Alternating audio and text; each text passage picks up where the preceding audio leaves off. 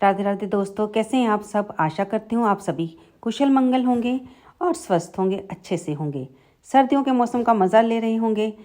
अब तो स्कूलों में भी छुट्टियाँ हो गई हैं क्योंकि ये साल का आखिरी हफ्ता है। तो सफला एकादशी की आपको बहुत बहुत शुभकामनाएं। अपनी जो वैष्णव भगत हैं, भगवान विष्णु भगवान कृष्ण को मानते हैं, उन्होंने अवश्य आज सफला एकादशी का व्रत रखा होगा। तो एकादशी के व्रत का फल हमें तभी प्राप्त होता है जब हम सही समय पर एकादशी के व्रत का पालन करते हैं। अगर हमने सही समय पर एकादशी के व्रत का पालन नहीं किया तो हमें एकादशी के व्रत का जो फल है वो नहीं मिलता, यानी कि कम मिलता है। आपने श्रीमद् भागवत महापुराण में सुना ही होगा राजा अम्बरीश जी की कथा, जो कि कितना सुंदर हमें ये इस बारे में बताती है कि समय पर हमें द्वादशी के समय पर इस व्रत का पालन कर लेना चाहिए। जो राजा होते थे, देखिए, वो भी एकादशी के व्रत को रखते थे। और अगर आज कलयुग में हमारे शरीर में इतना सामर्थ्य नहीं रह गया तो कम से कम एकादशी की व्रत की कथा सुन सकते हैं, भगवान का पूजन कर सकते हैं। राजा अम्बरीश जो कि हर एकादशी का व्रत भी रखते थे और भगवान के लिए आटा खुद पीसते थे, भगवान की वस्त्र खुद धोते थे, भगवान के कपड़े खुद बदलते थे। और उनके पास हजारों सैनिक होते हुए भी, हजारों काम वाले होते हुए वे भगवान का सारा काम खुद करते थे। आप जानते ही हैं कि भगवान के लिए चक्की से पहले ज़माने में मशीन तो होती नहीं थी और चक्की में आटा हाथ से ही पीसा जाता था। तब भगवान अपने पीताम्बर से उनको हवा करते थे। इतने परम भगत प्रेमी थे राजा अम्बरीश, हमेशा जो एकादशी का व्रत रखते। और एक बार की बात है, उन्होंने एकादशी का व्रत रखा था और जैसे ही वे द्वादशी पर व्रत का पालन करने जा रहे थे तो दुर्वासा ऋषि का आगमन होता है और उन्होंने कहा, महाराज प्रणाम, आज मैं अपने एकादशी के व्रत का पालन द्वादशी तिथि पर करने जा रहा हूँ, आप भी आइए और भोजन ग्रहण कीजिए। कहते हैं एकादशी से पहले, पारण से पहले अगर किसी ब्राह्मण को आपने खिला दिया तो बहुत ही सर्वोत्तम फल की प्राप्ति होती है। आइए महाराज, आप जीमिए। तब दुर्वासा ऋषि बोले कि मैं बहुत दूर से आ रहा हूँ, अभी मुझे स्नान करना है, मुझे थोड़ा सा समय दीजिए ताकि मैं स्नान करके उसके बाद आपसे भोजन ग्रहण करूँगा। तब अम्बरीश जी ने मान लिया और दुर्वासा ऋषि स्नान करने के लिए चले गए। इधर एकादशी का जो व्रत था उसके साथ जो द्वादशी का समय था वो बीता जा रहा था। तब राजा अम्बरीश थोड़ी सोच में पड़ गए कि अगर दुर्वासा ऋषि समय पर ना आए तो उनका पारण समय निकल जाएगा। इधर द्वादशी तिथि भी क्षीण होने वाली थी और दुर्वासा ऋषि अभी तक नहीं आए थे। त्रयोदशी तिथि लगने को जा रही थी। तब उन्होंने अपने राज्य के ब्राह्मणों को बुलाया और उनसे इस बारे में पूछा। तब सब ब्राह्मणों ने कहा कि आप भगवान के चरणों का चरणामृत पी लीजिए, इससे व्रत का पारण भी हो जाएगा और आपको कोई पाप भी नहीं लगेगा। आप भोजन मत कीजिए, यानी कि अन्न मत खाइए। भगवान के चरणों का चरणामृत पीने से, क्योंकि आप क्षत्रिय हैं, आपका वचन भी रह जाएगा और व्रत भी खंडित नहीं होगा। इससे द्वादशी तिथि पर आपके व्रत का विश्राम भी हो जाएगा। जैसे ही राजा अम्बरीश भगवान श्री विष्णु के चरणामृत का पान करने लगे तो उसी समय दुर्वासा ऋषि का आगमन हुआ। वे दूर से ही बोले, हे मूर्ख, तूने मुझे वचन दिया था कि तू मुझे भोजन पानी कराएगा और उसके पश्चात तू भोजन करेगा। तू कैसा क्षत्रिय है और तू यहाँ पर खुद ही झीमने लगा है। अब अम्बरीश जी ने उन्हें बहुत अच्छे तरीके से समझाया, लेकिन दुर्वासा ऋषि क्रोध में थे, उन्हें कुछ समझ न आया।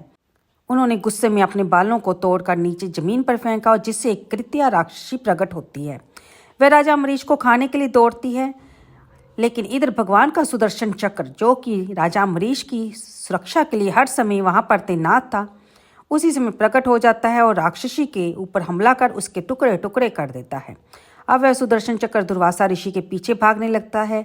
दुर्वासा ऋषि आगे आगे और भगवान का सुदर्शन चक्र पीछे पीछे। भागते भागते दुर्वासा ऋषि ब्रह्मा जी के पास पहुंचे और बोलते हैं कि मेरी श्रेणी आपके 10 पुत्रों में आती है, कृपया मेरी रक्षा कीजिए। ब्रह्मा जी कहते हैं कि तुम मेरे पुत्र हो, ये सच है, लेकिन तुम्हारी रक्षा केवल वही कर सकता है। भगवान दुर्वासा ऋषि जो हैं वो भागते भागते अब भगवान शिव के पास पहुंचते हैं और कहते हैं, मुझे आपका अंश अवतार माना जाता है, कृपया सुदर्शन चक्र से मेरी रक्षा कीजिए।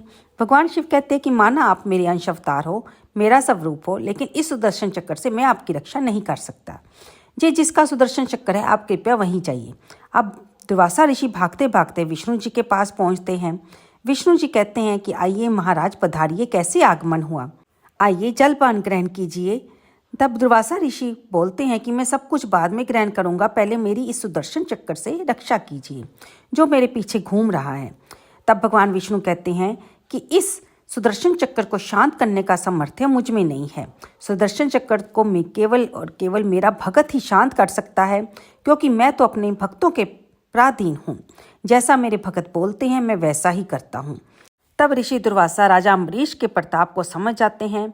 वे वापस राजा अम्बरीश के पास जाकर उनके चरणों में गिर जाते हैं और कहते हैं कि आज तक मैंने आपसे बड़ा भगवत प्रेमी नहीं देखा। तब राजा अम्बरीश उन्हें अपने चरणों से उठाकर कहते हैं कि ऋषिवर, आप ऐसा कैसे कर रहे हैं, आपको ये शोभा नहीं देता, मैं तो आपका दास हूँ। तब वे सुदर्शन चक्कर से भी प्रार्थना करते हैं कि ये तो महर्षि हैं, हमें तो इनकी सेवा करनी चाहिए, आप कृपया इन्हें क्षमा कर दीजिए। अब दुर्वासा ऋषि को इस प्रकार वे बचा लेते हैं। राजा होते हुए आपने देखा कि दुर्वासा ऋषि जब क्रोध करते हैं तो जो राजा अम्बरीश भगवान का व्रत रखते थे उनका भी भगवान स्वयं सारा कार्य करते हैं, और जब उनके भक्त पर कोई गुस्सा करता है तो वे उसका जवाब भी देते हैं। तो द्वादशी तिथि पर जब हम व्रत का पालन करते हैं, ये कथा सुनना बहुत ही जरूरी होता है, क्योंकि ये हमें महत्व बताती है कि हमें एकादशी के व्रत का रखने से भगवान भी अपने भक्तों के अधीन हो जाते हैं। जो एकादशी का व्रत है हमने 26 तारीख को रखा है, 27 तारीख को इसका पालन होगा। और क्योंकि कई बार स्थिति क्षेत्र के हिसाब से समय बदल जाता है, थोड़ा आगे पीछे हो जाता है, तो हम आपको बता दें कि इसका पालन समय सुबह 7:10 से लेकर 9:10 तक होगा, यानी कि शुक्रवार को। आप इस समय में इसका पालन कर सकते हैं। व्रत का पालन करते समय आप भगवान श्री विष्णु के सामने आपने जिस मनोकामना हेतु ये व्रत रखा है उनसे उसे पूरी करने के लिए प्रार्थना कीजिए। जाने जाने में हो गई भूल चूक के लिए क्षमा मांगिए और यथाशक्ति ब्राह्मण को दान दीजिए। आप इस दिन चावल बना सकते हैं। इस दिन ज़्यादातर लोग खिचड़ी का भोग लगाते हैं भगवान श्री विष्णु हरि को, और आप ये जानते हैं जब भी हम भोग लगाते हैं उसमें तुलसी दल अवश्य डालना होता है। तो ये सारी जानकारी थी द्वादशी तिथि के व्रत के पारण के समय का और व्रत का पारण की कथा का। तो चलते हैं दोस्तों, उम्मीद करती हूँ आपको ये वीडियो पसंद आई होगी। राधे राधे।